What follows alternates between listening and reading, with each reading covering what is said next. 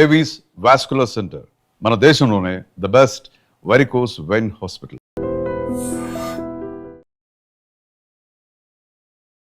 మనతో పాటు జయప్రకాష్ నారాయణ గారు ఉన్నారు. ఒక్కసారి మాట్లాడే ప్రయత్నం చేద్దాం. సార్ నమస్తే. సార్ నమస్తే అమ్మా. సార్ ఇప్పుడున్నటువంటి పరిస్థితుల్లో సార్ జిహెచ్ఎంసీ విస్తీర్ణం నిజంగా ఆవశ్యకత ఉందా సార్? విస్తరణ అంటారా? రెండు రకాల అభిప్రాయాలు ఉన్నాయి.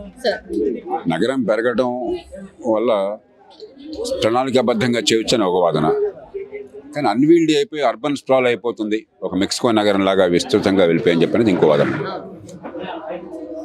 కాబట్టి నా సూచన ఏమిటంటే ప్రభుత్వానికి, ఎన్నికైన ప్రభుత్వానికి చట్టబద్ధంగా నిర్ణయాలు తీసుకునే బాధ్యత అధికారం ఉంది. అందరినీ సంప్రదించి ప్రతిదానికి అడ్డుపడడం కూడా ధర్మం కాదు. కానీ 2 కోట్ల జనాభాతో 2000 చదరపు కిలోమీటర్ల విస్తీర్ణంతో మీ నగరం వస్తే నగరంలో ప్రజల ఇక్కట్లు పట్టించుకున్నాడు ఎవరున్నారు? మున్సిపల్ కార్పొరేషన్ ఆఫీస్కి పోయి పనులు చేయించుకోగలరు ఏమన్నా ఇబ్బంది ఉంటే. కాబట్టి లండన్ నగరాన్ని ఆదర్శంగా తీసుకోండి. లండన్ నగరంలో 90 లక్షల జనాభా ఉంది. అంటే ఈవేళ పాత గ్రేడ్ జిహెచ్ఎంసీ కంటే తక్కువ జనాభా ఉంది. జిహెచ్ఎంసీ ప్రాంతంలో 1,10 లక్షలు 1,20 లక్షలు అనుకుంటున్నాం. లండన్ అంతకంటే చిన్నది, విస్తరించిన హైదరాబాద్ కంటే ఇంకా చాలా చిన్నది. కానీ దానిలో 32 మున్సిపాలిటీలు లాగా ఉన్నాయి, బరోస్ అంటారు. 32 మున్సిపాలిటీస్ ఉన్నాయి.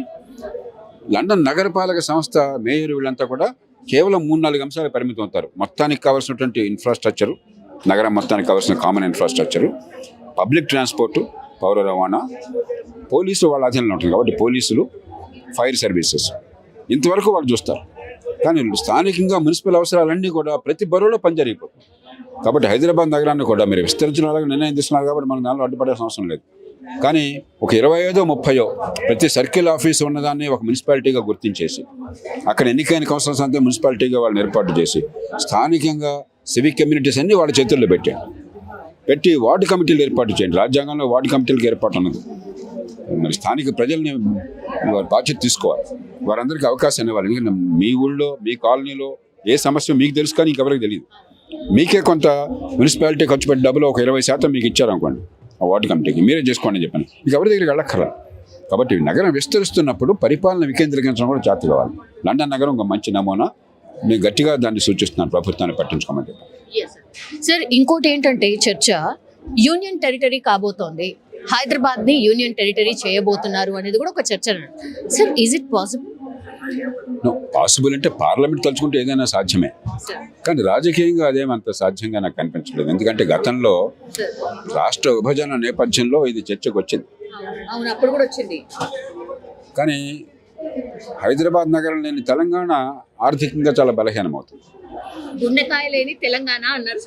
ఎందుకంటే హైదరాబాద్ నగరం ఇప్పుడు ఆనాటి కంటే ఈనాడు మరింత ఎక్కువగా తెలంగాణ మొత్తం స్థూల జాతీయ ఉత్పత్తి GSTP అంటాం.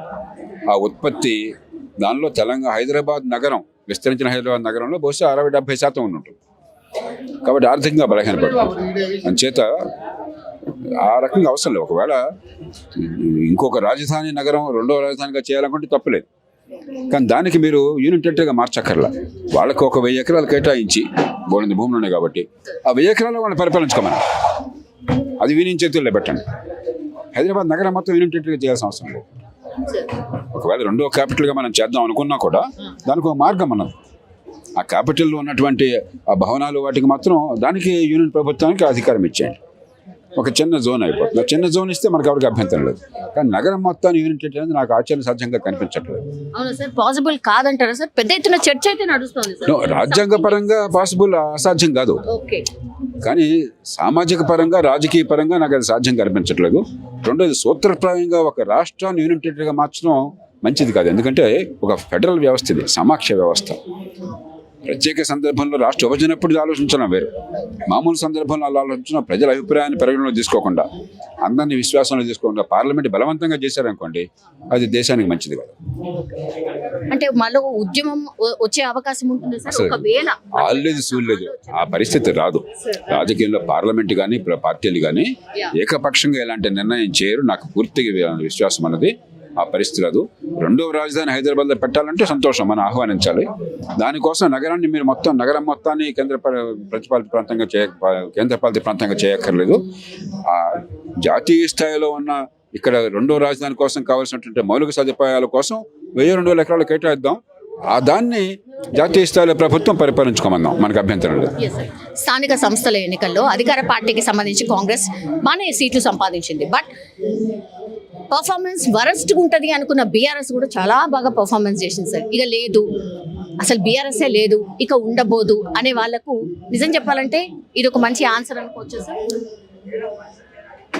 ప్రజాస్వామ్యంలో ఏ పార్టీ ఊరికి అంతరించిపోదు, రాజకీయంగా శూన్యత ఉండదు. మూడో పార్టీ కష్టం అవ్వచ్చు, కానీ రెండు పార్టీలు విధిగా ఉంటే మన ఎన్నికల వ్యవస్థలో. అంచేత ఎవరైనా సరే నేను అధికారంలో ఉన్నాను కాబట్టి ఇంకో పార్టీ సమాప్తం అయిపోయింది అనుకుంటే చాలా పొరపాటు. అలా కోరుకోకూడదు కూడా. ఒక బలమైన ప్రతిపక్షం ఉండాలని మనం కోరుకోవాలి. రెండవది, స్థానిక ఎన్నికల్లో డబ్బుల ప్రభావం, అధికార ప్రభావం, రేపొద్దున పనులు చేయించుకోవాలన్న కోరికతో అధికార పార్టీకి ఇప్పుడు మొగ్గు చూపెడతారు. కాబట్టి అది పెద్ద విజయంగా భావించాల్సిన అవసరం లేదు. అంటే ఒక బలమైన పోటీ రాష్ట్రంలో ఉన్నది అని కనిపిస్తున్నది. మూడోది, అసలు విషయం, గుడ్డి కన్ను మూస్తే అంత తెరిస్తే అంత. స్థానిక ప్రభుత్వాలకు అధికారమే లేకుండా ఆర్భాటంగా ఎన్నికలు జరిపి అక్కడ కోట్ల రూపాయలు వాడితో ఖర్చు పెట్టించి వాళ్ళు నెత్తిని సటకోపం పెట్టామే తప్ప మరి పంచాయతీలకు డబ్బులు లేవు, అధికారం లేదు. ఈ గొడవంతా కూడా పత్రికల్లో ప్రచారం కోసం తప్పితే నిజంగా స్వపరిపాలన స్థానికంగా ఉండే అవకాశం ఏమన్నా ఉందా? చైనాని తీసుకోండి. చైనా నియంతృత్వ దేశం, ఏకపార్టీ దేశం. అయినా కూడా చైనాలో 51% ప్రభుత్వం ఖర్చు స్థానిక ప్రభుత్వాల్లో జరుగుతుంది, స్థానిక ప్రభుత్వాల ద్వారా జరుగుతుంది. మన దేశం 3% స్థానిక ప్రభుత్వాల ద్వారా స్థానిక ప్రభుత్వాల్లో జరుగుతుంది. 60% పైన రాష్ట్రంలో జరుగుతుంది. కాబట్టి నిజంగా మనకి స్థానిక ప్రభుత్వాలు, ప్రజలంటే మమకారం ఉంటే, ప్రజాస్వామ్యం అంటే నమ్మకం ఉంటే ఎక్కడికక్కడ స్థానిక ప్రభుత్వాలకు అధికారం ఇవ్వండి, బాధ్యతలు ఇవ్వండి, వనరులు ఇచ్చేయండి. తప్పు చేస్తే దండించి ఏర్పాటు చేయండి తప్ప ఊరికే మొక్కుబడిగా కంటిన్యూ తురుపుగా ఎన్నికలు జరిపేసి దానికి బోడంత ప్రచారం ఇచ్చి చివరికి రేపు పొద్దున ఏ రకంగా కూడా వాళ్ళకి అవకాశం లేకుండా పరిపాలనలో ఊరిని బాగు చేసుకునే అవకాశం లేకుండా ఉంటే ఏం ప్రయోజనం? ఇది మన చర్చ కోసం పనికి వస్తుంది, ప్రజల జీవితాల్లో మార్చడం ఉండదు. Thank you sir, thank you so much. నిజంగా ప్రస్తుతం ఉన్నటువంటి సమాజం దేనికి ప్రయారిటీ ఇస్తుంది? ఆర్థిక సంబంధాల చుట్టూ మాత్రమే తిరుగుతుంది. మళ్ళీ ఎన్నికలంగానే చాలా విరక్తి కలుగుతున్నాం. మంచి అనిపిస్తుంది కదా, లేడీస్ కూడా ఛాలెంజింగ్ జాబ్స్ చేసినప్పుడు చాలా బాగుంటది. ట్రాఫిక్ అసిస్టెంట్స్ గా నియమించిన ట్రాన్స్జెండర్స్ అందరితో సాల్యూట్ చేయించుకుంటున్నారు. ఫుడ్ డెలివరీ ఇవ్వటానికి వెళ్ళినటువంటి డెలివరీ బాయ్ అనిల్ పై కళ్ళ ముందు